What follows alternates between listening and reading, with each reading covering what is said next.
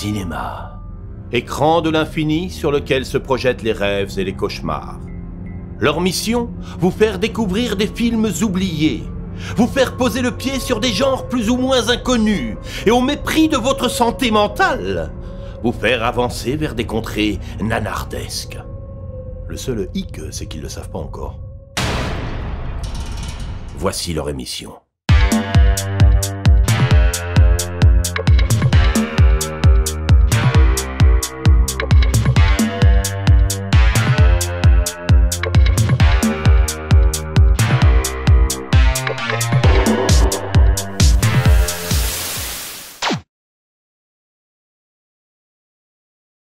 Bon alors, on vous a sélectionné pour redoubler un film très connu. On va vous la faire jouer dans différents genres.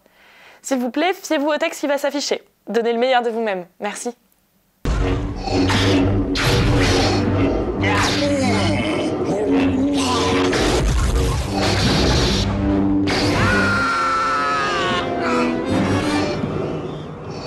Je ne serai jamais votre allié. Si seulement tu connaissais le pouvoir du côté obscur. Obi-Wan ne t'a jamais dit ce qui est arrivé à ton père? Oh, il m'en a dit assez, il a dit que c'était vous qui avez tué mon père. Non, je suis ton père. Ah! Ah non, non, non. Ah non, c'est pas vrai. C'est impossible. Lis dans ton cœur. Tu sauras que c'est vrai. Oh! Je ne serai jamais votre allié. Si seulement tu connaissais le pouvoir du côté obscur. Obi-Wan ne t'a jamais dit ce qui est arrivé à ton père? Oh! Il m'en a dit assez. Il a dit que c'est vous qui avez tué mon père. Non, je suis ton père. Oh! Non, non, ce n'est pas vrai. C'est impossible. Lis dans ton cœur, tu sauras que c'est vrai. Oh! Je ne serai jamais votre allié. Oh, si seulement tu connaissais le pouvoir du côté obscur. Obi-Wan ne t'a jamais dit ce qui est arrivé à ton père? Oh, il m'en a dit assez. Il a dit que c'était vous qui avez tué mon père. Non, je suis ton père. Oh, mais non! Non, non, c'est pas vrai, c'est impossible! Lis dans ton cœur, tu sauras que c'est vrai. Ah oui, oui! Ah, je ne serai jamais votre allié! Ah, si seulement tu connaissais le pouvoir du côté obscur. Obi-Wan t'a jamais dit ce qui était arrivé à ton père? Oh bah, il m'en a dit assez, il a dit que c'est vous qui avez tué mon père. Non, je suis ton père. Oh! Mais non, c'est pas vrai, c'est impossible. Lis dans ton cœur, tu sauras que c'est vrai. Ah, je ne serai jamais votre allié.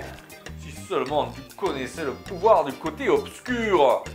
Obi-Wan ne t'a jamais dit ce qui était arrivé à ton père. Oh, il m'en a dit assez, il a dit que c'était vous qui avez tué mon père. Non, je suis ton père. Quoi? Moi? Oh mais non, oh, c'est pas vrai, oh, c'est impossible. Ah, lis dans ton cœur, Kong, tu verras que c'est vrai. Je ne serai jamais votre allié. Si seulement tu connaissais le pouvoir du côté obscur. Obi-Wan ne t'a jamais dit ce qui est arrivé à ton père. Oh, il m'en a dit assez. Il a dit que c'était vous qui avez tué mon père. Non, non, je suis ton père. Ah, non, non, c'est pas vrai, c'est impossible. Lis dans ton cœur, tu sauras que c'est vrai. Non.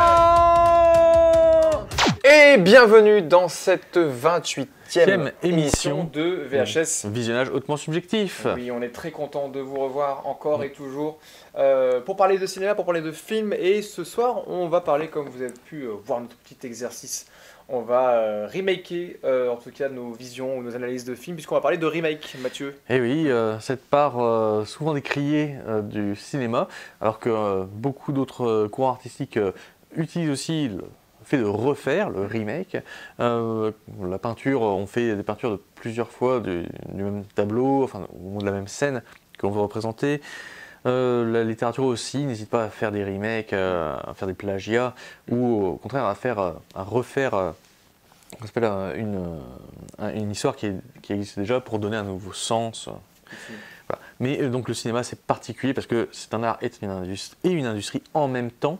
Donc des fois il y a Donc, on va dire des vrais remakes avec des vraies nouvelles propositions, voilà. avec des nouvelles vrais auteurs, et on surfe des fois sur des remakes juste pour gagner de l'argent. Le remake à l'hollywoodienne, Ouais. tellement décrié aujourd'hui, parce que justement il y a du pognon, peu de passion, et on espère capitaliser sur le couillon de payant. Hein.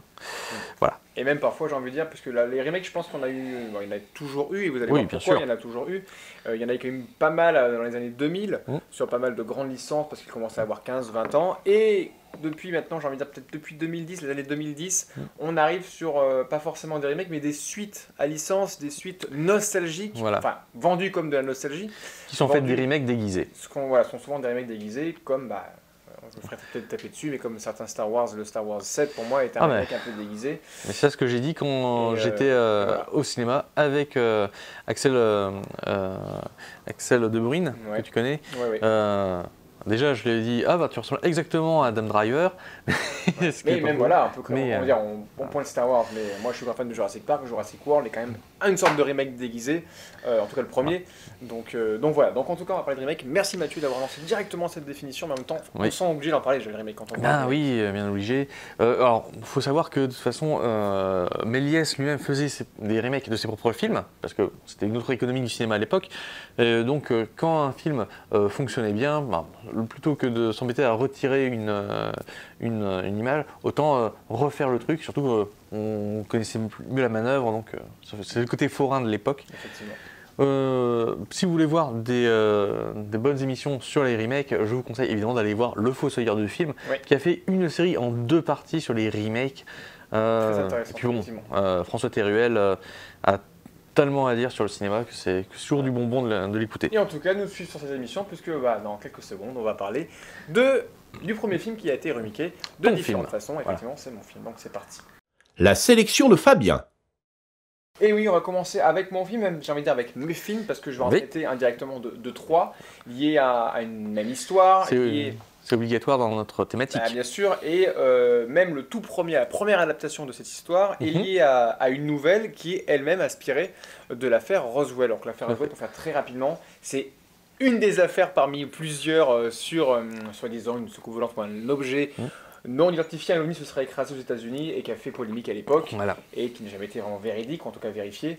Donc parmi cette zone 51, il y a plein de... C'est au Nouveau-Mexique pour cette zone-là. Oui. Mais voilà, inspiré de cette nouvelle-là, et surtout le premier film sorti en 1951. Donc la chose d'un autre monde.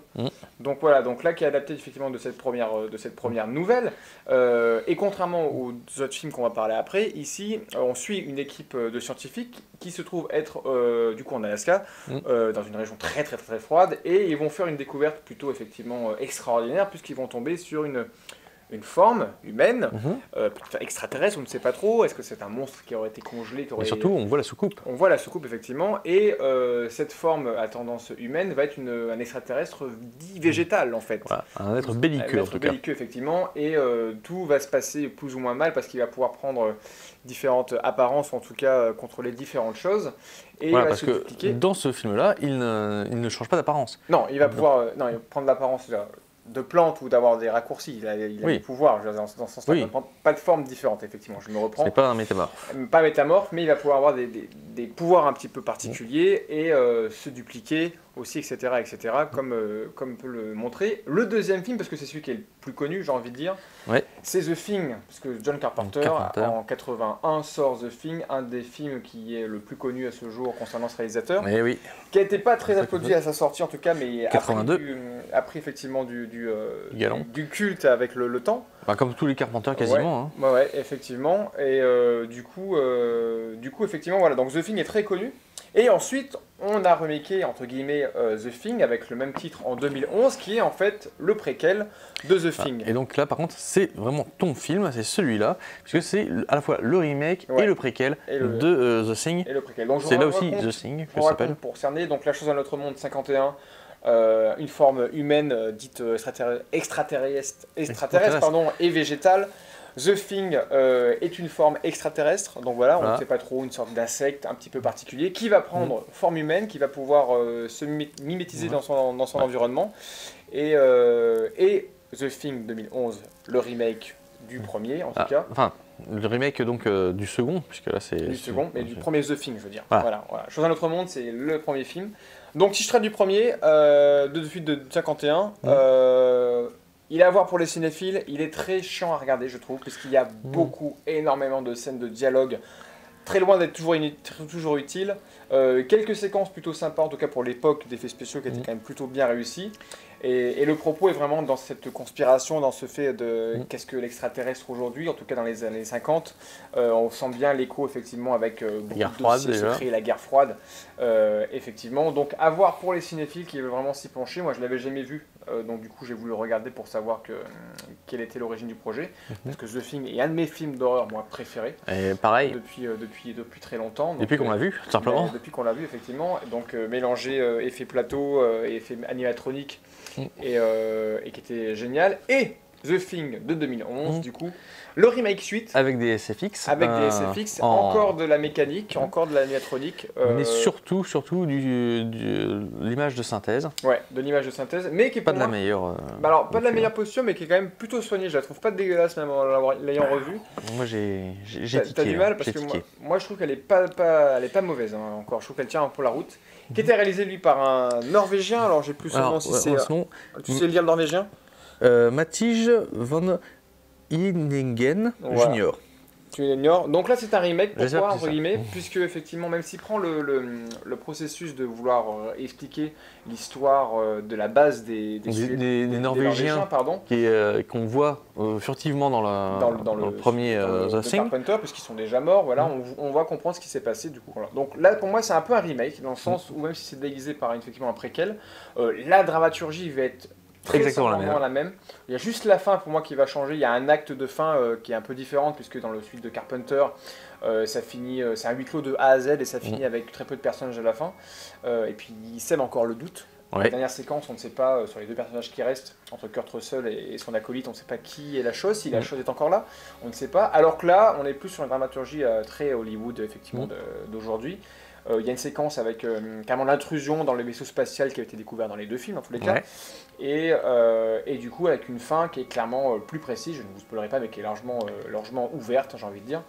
Donc, sur cela. Donc, c'est un remake, pourquoi ? Parce qu'effectivement, il suit la même dramaturgie, même s'il va flirter et faire des références très précises et vraiment très bien documentées sur le décor original de celui de comment Carpenter l'avait décrit.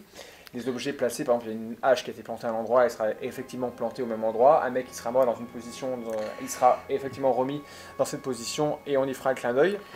Mais encore, moi on va arriver après à cela. Donc moi je le trouve pas mauvais, c'est une suite qui se regarde plutôt bien, même si ça reste pour moi un remake déguisé. Toi Mathieu, dans l'ensemble des trois projets, quel est ton préféré ? Donc moi ça reste Carpenter. Ça reste aussi celui de Carpenter. Et préfères étendre vers ce qui se fait aujourd'hui ou peut-être revenir à ce qui se faisait dans les années 50 ? Alors, ce qui se faisait dans les années 50, en fait, est une adaptation par rapport aux moyens du cinéma de l'époque, parce que effectivement, dans l'histoire d'origine, Who Goes There, c'était bien un monstre métamorphe. Donc, comme a repris Carpenter, comme a repris ensuite donc, The Thing 2011, là-dessus, je ne suis pas grand fan du travail qui a été fait parce qu'on perd justement le côté paranoïaque. Il y avait toujours le côté justement agressif, mais je trouve qu'on y perd. Donc, mais je préfère quand même, d'une certaine manière, disons, j'ai plutôt de la tendresse pour le film de Christian Nyby, surtout, en fait, plus exactement le film du producteur Howard Hawks, que pour le film de 2011, qui m'a beaucoup déçu. Alors, donc toi, tu ne l'avais pas vu celui-là ? Je l'avais vu les deux premiers, mais pas le dernier. Et moi, j'avais les deux derniers, mais pas le premier. Donc, comme film, bon, il tient la route. Par contre, c'est en tant que à la fois préquel et que remake. Comme remake, le problème c'est qu'il fait quasiment que la même chose que le premier film, que le deuxième film. Et même certaines idées sont moins bonnes que celui de Carpenter. Notamment la fameuse séquence où ils vont essayer de savoir qui est un monstre, qui est peut-être la chose qui est encore humain. Encore que ça, c'était une bonne idée. Ouais. Parce que là, justement, c'était une nouveauté. D'accord. Et donc, c'était une idée intelligente. Bon, moi, le gros problème, c'est, en plus, bien sûr, des effets spéciaux qui m'ont pas vraiment convaincu. Il n'y avait que la scène de la cuisine qui me mettait un peu de suspense. Ouais. Par contre, moi, ce qui est important là-dessus, c'est que pour un remake, donc, il faut qu'il soit quand même original, ça c'est raté, et en tant que préquel, il fallait que justement, ça se conduise bien avec le signe original. Or là, c'est pas bon, parce que la hache dans le mur, ça c'est bon, ok. le mec, le cadavre dans le... Dans la salle de contrôle, dans la salle de contrôle, c'est ouvert les veines. voilà. Ouais. Mais ça, justement, moi je l'ai pas retrouvé, donc je sais pas d'où ça sort. Si, c'est dans le celui de Carpenter. Oui, on, si. On le voit mort, on ne voit pas l'acte, mais on le voit mort. Je sais, mais dans le film de 2011, on l'aperçoit. moi oui, on l'aperçoit, mais on ne sait pas quand il s'est tranché les veines. Ah non, il n'explique pas. Voilà, justement. Or, le problème, c'est que cette place-là, ça sort de nulle part. De même, l'hélicoptère de fin qu'on retrouve donc au début du premier The Thing, avec le chien poursuivi par les deux Norvégiens, ça, il s'est sorti de son cul. Ça, je veux dire, ils ont fait une scène de fin quasiment post-générique, puisque c'est pendant le générique que ça se passe, pour expliquer ça avec un des trucs les plus paresseux qui soit, à savoir je m'étais caché, dis donc, pour le mec qui va poursuivre le chien. C'est-à-dire que le chien s'était caché le temps Non, c'est le mec avec le fusil. Ah oui. Il s'était caché, mais putain, s'il était caché, c'est-à-dire qu'à un moment t'as vu. Alors pourquoi, d'où est-ce qu'il sort ce mec-là? Oui, c'est pas faux. Et ça m'avait énervé, parce que justement je trouvais que c'était de la paresse. Mais par exemple, moi j'ai bien aimé le fait de montrer, comme dans le 1, qui reste quand même iconique, une des transformations mal faites, le fait où il y a un mec avec deux visages. Oui, mais ça c'est dans le 1, comment il avait... Oui, mais comment dans le remake, ils ont amené cet accident-là. Et dernier élément qui m'a embêté, normalement dans celui de 82, on voyait une cassette VHS, qui montrait justement les Norvégiens découvrant l'engin sans toutefois qu'on puisse bien identifier ce que c'était. Et la scène de découverte justement de l'engin spatial n'est pas du tout raccord. Non, par contre là, c'est là où je trouve qu'elle est pas raccord, parce que le vaisseau spatial elle n'a pas du tout la même envergure, pas la même taille, et des pas. Mais surtout, ils sont pas en surface. Il y a des effets qui sont trop faciles là-dedans au niveau scénaristique. Donc moi, c'est pas un mauvais film. Non, je trouve pas que c'est un extrêmement bon film. Je trouve pas mauvais. Je trouve qu'il y a des bonnes idées. Mais il est dans l'ombre de Carpenter. Ah mais forcément, il y a pas à dire. Bon voilà, en tout cas, moi je vous conseille quand même de voir les trois films si vous êtes passionné du film central, celui de Carpenter qui est quand même le plus réussi et le plus intéressant à voir. La chose dans notre monde de 51 pour les cinéphiles et purs cinéphiles, et ceux qui veulent tenter le film de 2011, on est loin d'avoir un chef-d'œuvre, mais on n'a pas un film inintéressant, il reste des choses à voir. Mais voilà, je voulais vous parler de ce projet qui était vraiment découpé en trois films très différents et d'époques forcément différentes. Et bien entendu, si vous pouvez, lisez aussi la nouvelle pour voir. Et il y a une adaptation, alors comme le vieux, de la chose dans notre monde, il y a une adaptation asiatique. Soi-disant, je n'ai pas vu le film, j'en ai vite entendu parler, c'est un mélange entre le Crime de l'Orient Express et la chose à notre monde. Voilà, donc à retrouver le titre, je ne l'ai plus en tête, si je le trouve, je vous le mettrai dans les descriptions. S'il te plaît, donne-moi ça, parce que moi ça me donne envie ça. Bon, on passe au tien, Mathieu. On va passer au mien. Et bien, c'est parti. La sélection de Mathieu. Et re-bienvenue donc sur VHS, cette fois pour ma partie, puisque là, mes deux films, puisque moi il s'agira de deux films, La Petite Boutique des Horreurs, je pensais qu'il y avait plus de métrages que ça, mais en fait on a surtout trouvé deux. Bon, c'est pas grave, parce que ça reste quand même dans la thématique. Donc La Petite Boutique des Horreurs, là par contre ce n'est pas tiré d'un bouquin, c'est tiré de l'imagination et surtout de la production assez démente de Roger Corman. Alors Roger Corman, moi je l'ai connu qu'avec Carnosaur au début. Quand j'étais gosse, on en avait parlé dans l'émission des Nanars, parce qu'on avait parlé de Carnosaur 2, qui était produit par Roger Corman, peut-être pas lui le réalisateur, je sais non, mais en tout cas il avait fait le premier, donc Roger Corman. Moi je le connaissais vraiment en tant que réalisateur de daube, j'ai envie de dire. Oui. Ben, c'est un peu sa réputation. Et pourtant, Roger Corman, c'était le mec... Par exemple, on n'aurait jamais eu Terminator sans lui. On n'aurait pas eu James Cameron, on n'aurait pas eu Joe Dante, on n'aurait pas eu même Francis Ford Coppola. Parce que tout cela sont sortis de l'écurie Corman, comme on l'appelait. C'est-à-dire que ce bon vieux Roger Corman faisait des petits films à petit budget et il les faisait de manière à ce qu'ils soient rentables. Et pour ça, qu'est-ce qu'il faisait? Il faisait tourner justement des petits jeunes. Et tous ceux qui sont passés par là, ou presque bien sûr, parce que quand on a une grande quantité, on a aussi des pas bons, mais il a fait tourner Scorsese, il a fait tourner Jack Nicholson. Beaucoup d'acteurs et de réalisateurs sont passés par lui parce que justement c'était une école d'apprentissage. Là on devait faire des films vite et bien et pour pas cher, donc on apprenait vite le métier. Et donc La Petite Boutique des Horreurs, là par contre c'est lui qui l'a réalisé. C'est un film qui est devenu culte parce que c'est en plus un film qui a été tourné en 2 jours, mais qui est très bien fait. Au vu de la condition de tournage, donc fait tourner en 2 jours, un Oui. budget qui était ridicule. Oui. Le scénario écrit aussi en quelques jours. Voilà. Il n'y avait rien de profond et moi j'étais surpris aussi. Et ben, pourtant, ça reste un bon film. raconte Donc, quoi ça raconte l'histoire d'un jeune, d'un employé un peu simplé, d'un fleuriste, qui est amoureux de l'autre employé qui s'appelle Audrey.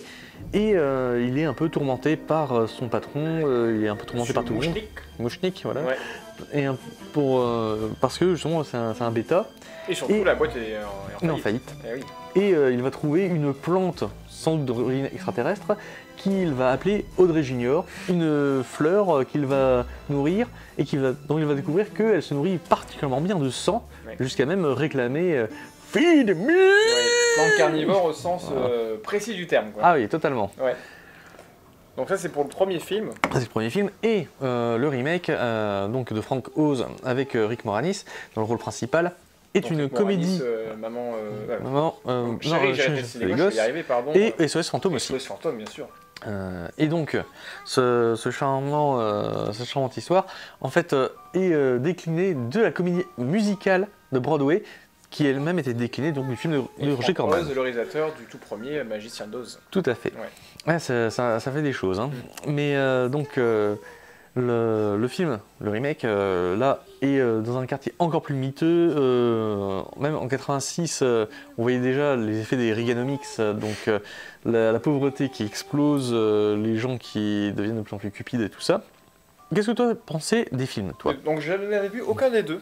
Ah. Pourtant j'avais cette image de plante carnivore plus tirée du deuxième, j'imagine, en tout cas du remake, quelque part. Alors je sais plus dans quoi je l'avais vu, mais j'avais jamais vu ce film-là et je n'avais jamais fait le reprochement en fait que La Petite Boutique des Horreurs était vraiment un film connu en fait. Donc j'ai regardé dans l'ordre forcément.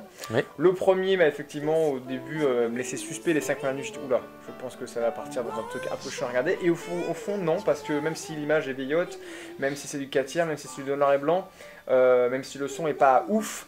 On sent que le délire est là, et moi ce que j'aime dans ce film-là, que j'ai préféré par rapport à l'autre d'ailleurs, c'est que il y a ce côté mélange entre du burlesque, entre de la comédie noire, entre un truc, un drame même limite par moment. Non, j'ai aimé le peu de moyens qu'ils avaient, et je pense qu'avec plus de moyens, peut-être qu'à l'époque, il n'aurait pas été aussi culte aujourd'hui.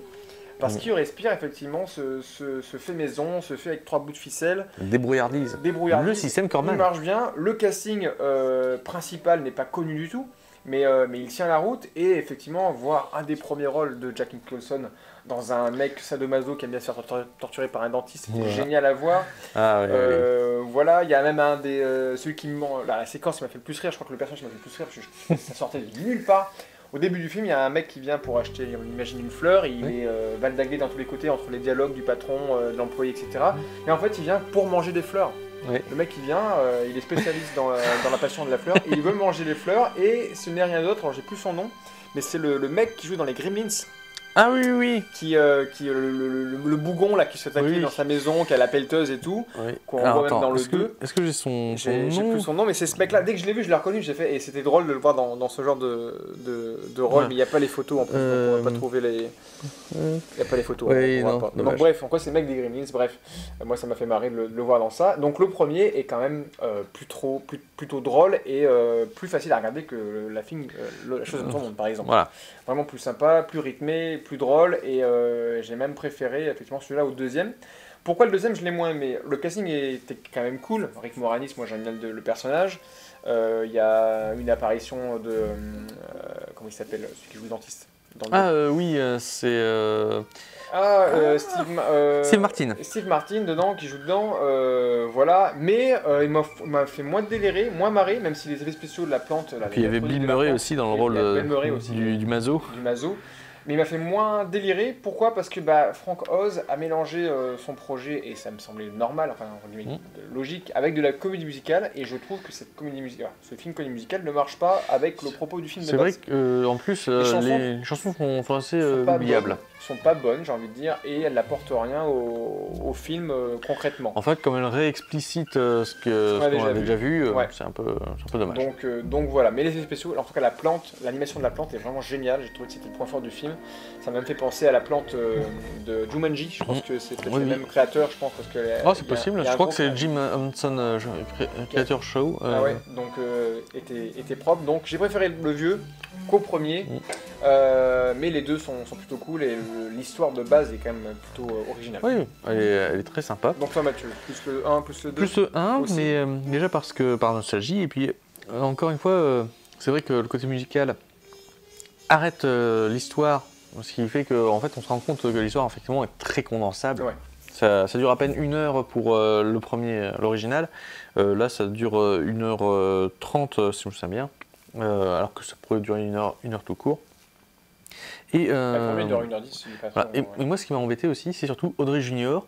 La personnalité d'Audrey Junior dans le remake est beaucoup elle est développée, mais surtout elle va trop loin. Ouais, alors que sa simplicité dans le Elle casse 1, le mythe du tranquille. monstre en fait, Voilà. le mythe de ouais, parce que là ça devient vraiment un personnage iconisant avec une voix qui est drôle, hein. On dirait même limite une star du rock de la plante végétale, mais en même Je temps pense, c'était oui. doublé par un chanteur de rock connu, je crois de Oui, l'époque, oui. si je me trompe pas, ou une chanteuse, je sais plus, je crois que c'est Non, c'est un chanteur. un chanteur de rock connu. C'est un homme. Mais ouais, le visuel du 2 est cool, mais l'histoire et en tout cas le charme du premier film est plus sympa. Encore qu'il y avait une manière de faire entrer le personnage du dentiste de manière plus intéressante, je trouve. Mais sinon, c'est vrai qu'on y perd trop pour ce qu'on y gagne. Bah, c'est un des seuls détails différents parce que dans le premier, c'est un personnage qui va se faire bouffer parmi tant d'autres, alors que dans le 2, ils l'ont attaché au fait que ce soit le copain de l'employé d'Audrey. Donc il y a une petite différence, mais voilà. Donc je conseille de quand même les voir les deux. Oui, bien sûr, au moins on n'y perd pas. On ne perd pas de son temps à regarder ça, ça vaut le coup. Ça vaut le coup. Bah voilà, on vous a conseillé du coup 2 groupes de films, on va dire, qui ont bien évolué. Bon bah en tout cas, on était content de vous parler de remake. Et là on est encore plus content maintenant. Pourquoi ? Parce qu'on va accueillir un invité qui nous tient vraiment à cœur. Et lui, c'est un original. Ouais, et il nous donne toujours de la voix et ça nous fait plaisir de l'entendre. Ah. T'es prêt ? Oui, 3, 2, 1, c'est parti. l'invité. L'invité du jour. Et nous revoilà en deuxième partie de cette émission. Et moi je suis plutôt content, je suis plutôt même excité d'être dans cette interview. Et je crois que nous sommes 2. Ouais, parce qu'on... Même 3. Parce qu'on accueille Christophe. Je cache mon excitation, les gars. On accueille Christophe Hamon avec nous ce soir. Et tu es un peu la définition nantaise pour moi du saltimbanque. Voilà, ça c'est ma définition perso. Après avoir été cadre commercial un jour, afin de rester fidèle un petit peu à l'enfant que tu étais, plus précisément en 2001, tu as tout plaqué pour être un chanteur de rue. Ouais. Après diverses expériences et au fil du temps, tu es devenu comédien pour le théâtre, tu es notamment mis en scène du théâtre et tu es surtout connu pour être acteur pour le cinéma et la télévision. Et tu es quand même un comédien un peu incontournable de la région nantaise. Mais parce que des vieux cons comme moi avec ma gueule, il n'y en a pas des masses, quoi. C'est bien pour ça. C'est bien ça qui me donne du boulot. C'est pour ça que je cultive. Ouais. Et vous, spectateurs, si vous nous entendez depuis quelques minutes, si vous entendez Christophe, je pense que vous avez reconnu parce que tu es notre petite voix de notre émission. C'est le rôle de ta vie. Ouais. Depuis le Mais début. je suis ravi de ça. J'avais oublié parce que j'ai fait 2 ou 3 trucs depuis. Et je suis content de constater que vous avez gardé ça et ça me fait rire. Je trouve ça sympa. Et donc depuis 2016 maintenant, donc ça va faire effectivement 2 ans et demi. Est-ce que tu peux juste me faire VHS, l'émission des films plus ou moins connus juste pour nous là, vas-y, comme ça, en direct. Le plaisir le bonbon. VHS. L'émission des films plus ou moins connus. Et voilà, ça c'est notre Christophe. Donc voilà, notre émission malheureusement, j'en viens de n'importe quoi. Heureusement, elle a cette voix qui est notre paquet de bonbons. Et oui, emballage bonbons. Si on fait des vues sur internet, c'est quand même grâce à lui. Grâce à cette voix.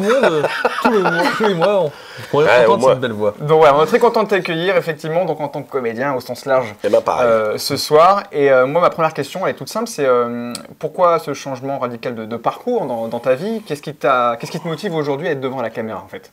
Alors, pour reprendre ce que tu as dit au début, effectivement, ce changement radical, c'était dû c'était une question de survie. Je n'aimais pas ce que je faisais, j'étais commercial et on me parlait d'argent, des cours du dollar, des cours du pétrole à longueur de journée. J'étais dans l'industrie.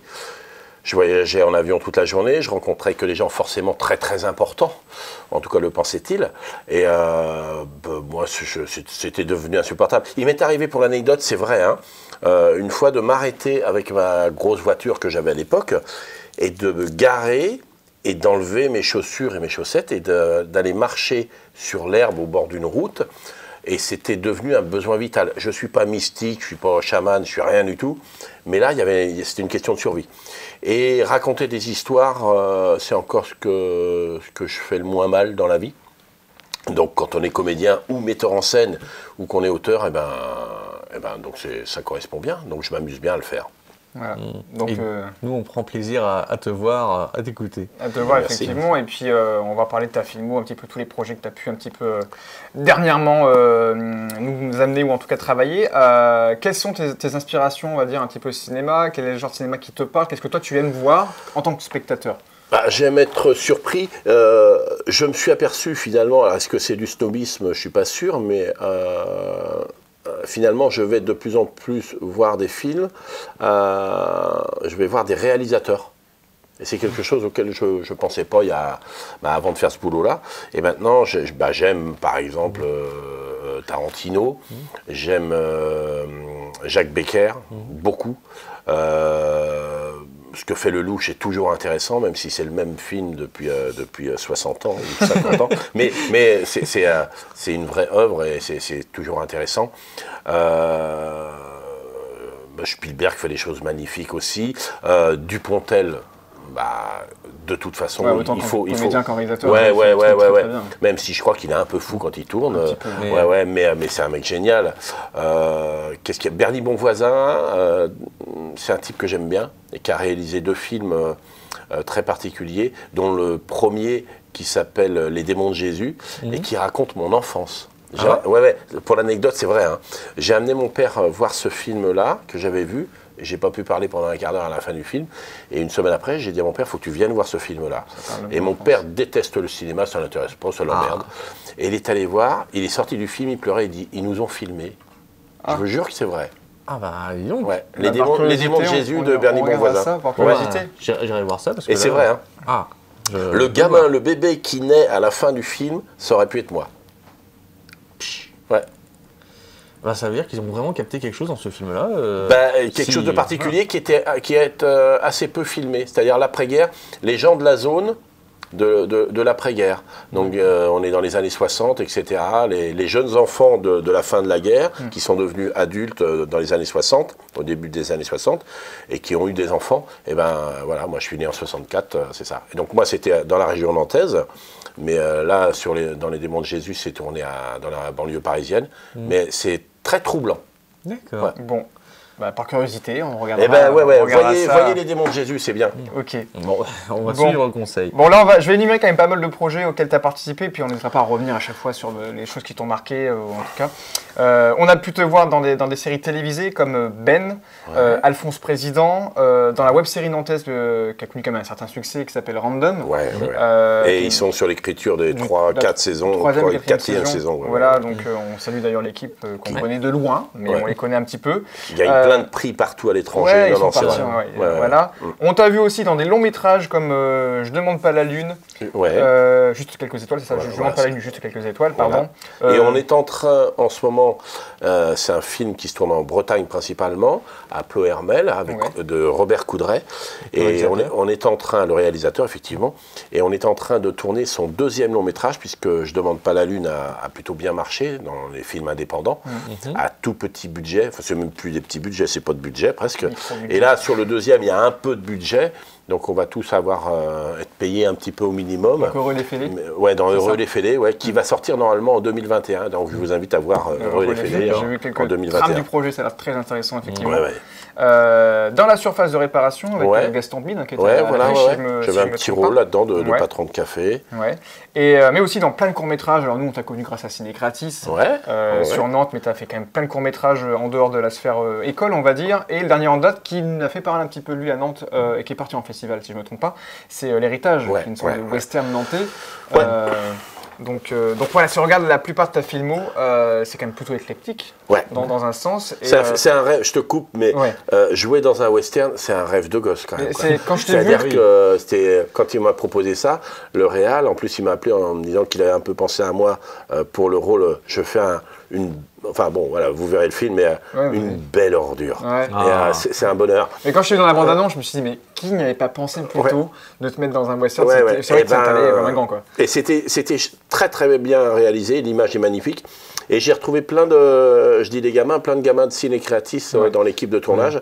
Et le réalisateur, Pierre-Alexandre Chauvat, s'enorgueillit à juste titre d'avoir dans l'équipe à 99% des gens des Pays de Loire. Oui. Donc ça veut dire qu'il y a des gens qui bossent bien quoi, dans le coin. Et il y a du monde sûrement pour ça, donc ça c'est cool. Donc donc c'est très éclectique et tu trouves des goûts à tout type de rôle en fait, c'est que tu aimes bien effectivement être un cowboy dans un western, être... Ouais, j'essaie de faire des choses les plus différentes possibles, parce qu'autrement avec ma tronche je vais faire souvent des méchants. Et du coup quand on me propose des choses un peu différentes ou un peu plus profondes, là je m'amuse bien quoi. Des choses fades, plates, linéaires, ça n'a pas d'intérêt. Je cherche plutôt le challenge, quoi. Ouais, un petit peu. Voilà. La chose un peu difficile à faire que j'ai pas encore faite. Voilà. Et dans tout ce qu'on a énuméré, est-ce que tu as des petites anecdotes à nous donner? Par exemple, pour, je sais pas, les séries télévisées, Ben, Alphonse Président. Ben, c'était un tournage difficile, compliqué. J'avais une scène seulement avec Barbara Schulz, qui était absolument adorable. Vraiment. Et puis, mais il y avait une grosse pression. Ça, c'est la télévision à chaque fois. Beaucoup plus de pression que sur le cinéma. Et des fois, c'est pas agréable. Et là, c'était dans un bistrot, il y avait, je sais plus moi, 50, 60 technos, etc. Parce qu'ils ont moins de temps, peut-être, ils ont été rentables sur l'instant. Faut que ça aille vite. Et donc, c'était pas facile. Donc, on fait une première prise. Pas terrible. Et puis j'avais Barbara Schulz à qui je donnais la réplique en face de moi qui me disait non, c'est bien, super, cool, etc. Donc je me suis calmé et on l'a fait en 3 prises en fait. D'accord. Et là, ils ont gardé la deuxième qui était bien. C'était pas très compliqué à faire, mais c'est important. Nous les comédiens sommes des petites choses fragiles, il faut qu'on soit choyés un peu. Quoi. Non, mais c'est pas des grosses difficultés. Pour moi, les grosses difficultés dans la vie, c'est le type qui va bosser et qui n'aime pas son boulot. Moi, j'ai des chances inouïes, c'est d'aimer mon boulot. Mais des fois, il faut un peu de temps pour sortir une certaine émotion. Donc, il faut nous laisser ce petit temps-là. Et la télévision, parfois, n'a pas le temps de c'est un travail préparatoire. C'est justement ça. Mais c'était chouette, c'est un bon souvenir. Alphonse Président, du coup, je connais pas. Super souvenir. J'ai pas vu. T'as pas vu? Non, je l'ai pas vu. Alors oui. Alors, on en parlait en off, mais on peut en parler un petit peu. Ta vision est intéressante et tu n'es loin d'être le seul, je peux te rassurer. Donc, tu ne regardes pas forcément les films après avoir tourné dedans?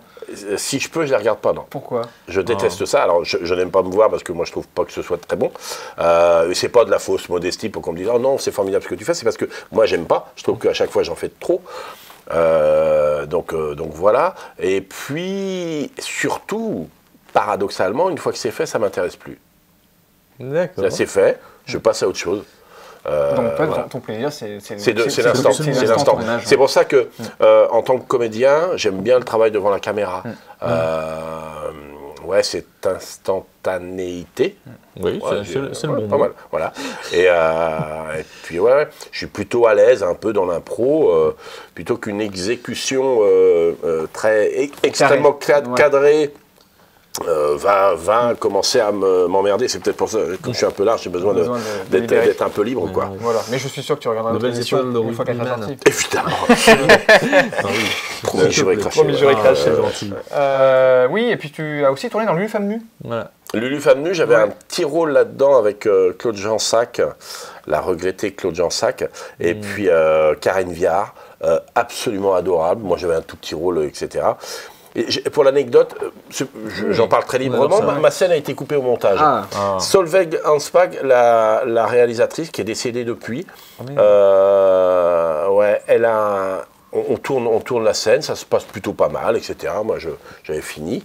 Et puis, quelques semaines après, quelques mois, elle me rappelle en me disant « Écoute, Christophe, je suis désolé, on a coupé ta scène pour les questions de rythme du film, normal. » Elle avait pris la peine de me rappeler ce qui m'avait touché. Vraiment, exactement. C'est très élégant. Donc, mais ça arrive, c'est un excellent souvenir, ça, de travail. Alors maintenant, une question qui est un peu différente, mais qui est aussi sur ton côté passionné, sur ton côté cinéma. Là, on a parlé de remake dans la première partie de l'émission. Et donc, toi, si jamais il y avait un film dont on faisait un remake, quel film dans lequel tu aimerais jouer si on faisait un remake? Danse avec les loups. Ah oui. C'est le premier qui me vient à l'esprit. J'ai adoré ce film, je l'adore encore. C'est le film que j'ai vu le plus de fois dans ma vie, je pense, pour plein de raisons. J'aime bien l'histoire des Indiens des Plaines. En tout cas, enfin, j'aime bien. Leur histoire est tragique, mais voilà, il y a des philosophies que je trouve intéressantes. Et le film est beau, bien réalisé. Puis c'était un sacré risque qu'il a pris Costner quand il l'a tourné. Il s'est mouillé, vraiment. Et le pari est gagnant, et voilà quoi. Ça reste un de ces Et films je trouve, cultes, et j'adore ce film. Toi, tu es un acteur confirmé, mais il y a sur notre belle région ligérienne tous les jours de nouveaux, des nouvelles nouveaux personnes, des nouvelles têtes qui aimeraient être comédiens. et qui se lancent un petit peu dans l'inconnu. Est-ce que toi, tu aurais un conseil à leur donner? J'ai réfléchi. C'est une question qu'on me pose parfois. Le conseil, il va être un peu étrange. Ne jouez pas. Ah, Surtout ne jouez pas. oula, et pourquoi? Soyez. Et parce qu'il ne faut Vous pas devez. jouer, il faut être. Faut être.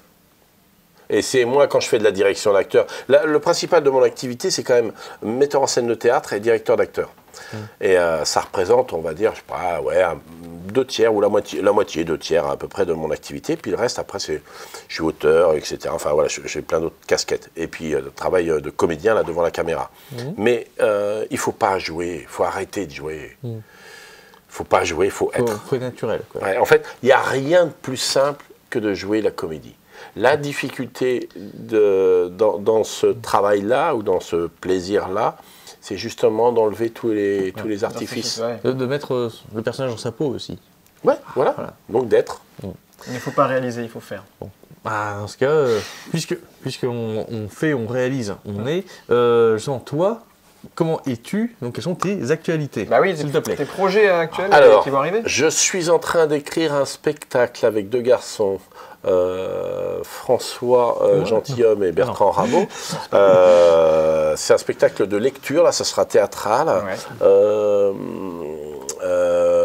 où ça s'appelle la BIL, la Brigade d'intervention littéraire équilatérale. Et c'est un spectacle qui est destiné au festival, aux bibliothèques, aux choses comme ça, aux librairies, où on va faire des lectures et on va dire des poèmes. Donc il y a ça. Je crée un spectacle également avec Karine Desguillois, qui est une comédienne québécoise que j'ai mis en scène dans un spectacle qui s'appelle La Peau d'Elisa, qui tourne toujours. C'est un seul en scène. Elle est magnifique dedans. Et puis il y a la Conf aussi. La Conf, c'est un seul en scène que défend une jeune comédienne qui s'appelle Émilie Rival et qui le défend très très bien. Je dis elle le défend parce que c'est moi qui l'ai écrit et qui l'ai mis en scène. Et elle le joue. Elle revient d'une tournée en Rhône-Alpes là qui s'est entre excellemment passé et formidablement bien passé. Donc non, ça s'est super bien passé. Et on va essayer de le proposer maintenant parce qu'on l'a joué, on l'a vraiment rodé. Ça y est, il est arrivé à maturité. Et on va essayer de le proposer dans les cafés-théâtres nantais et éventuellement parisiens plus tard parce que c'est une conférence sur la connerie. Eh ben, ce fut un plaisir, en tout cas, de t'avoir eu à nos côtés. On est très très contents, vraiment très contents de t'avoir eu. Et on attendait le bon moment, et je pense que c'était ce mois-ci le bon moment. Parce qu'il y avait quand même pas mal de choses à dire. Et on va passer encore et toujours à la fameuse, le fameux piochage dans le chapeau. Moi, je suis venu là quasiment que pour ça. Que pour ça. Mais Antoine l'avait dit. Donc on a dit on va le garder à la fin. Innocent. Parce qu'on le fait jamais à la fin d'habitude, Mathieu. C'est vrai. Jamais on fait ça à la fin. Si, légèrement. Donc le thème du mois prochain sera, attention, roulement de tambour, tu peux laisser une pièce dans le chapeau. Personne ne l'a jamais fait. Hein. Laisser une pièce. Ouais, mais on tend à tout le monde, mais jamais personne. Voilà. Je ferai. Moi, j'ai été chanteur de rue. Mais c'est pour ça qu'il dit ça. Exactement. C'est top au Banque. Alors ça, c'est un domaine que je connais pas. Ah. Non, vraiment pas. Ça y est, je vois à travers. Les films asiatiques. Oh, ça y est, c'est arrivé.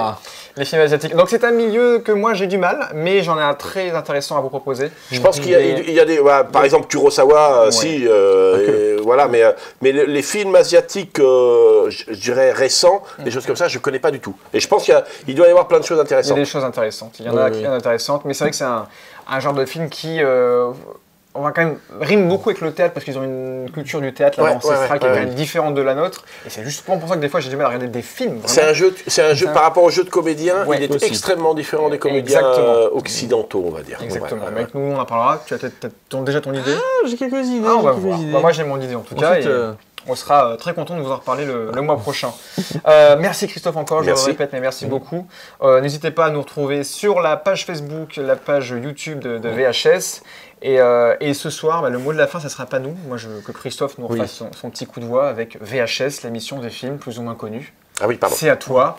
La caméra est là. Attention, c'est un moment unique. VHS. Non, c'est pas celle-là. C'est l'autre voix. C'est l'autre voix. Ah là, d'accord. Je t'ai trompé, c'était celle-là. Voilà. Vas-y. VHS. L'émission des films plus ou moins connus. Oh là, cette voix. Oh là là. Il n'y a rien à dire. Allez, 3, vous l'avez eu 3 fois. Ça fait 1. plaisir. Ciao, ciao. Bye.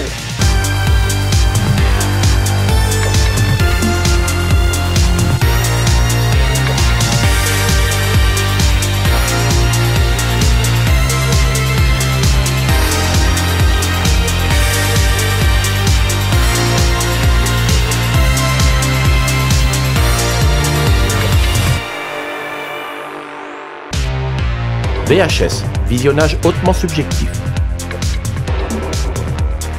Un thème, 2 films, plus un invité du cinéma local. L'émission des films plus ou moins connus.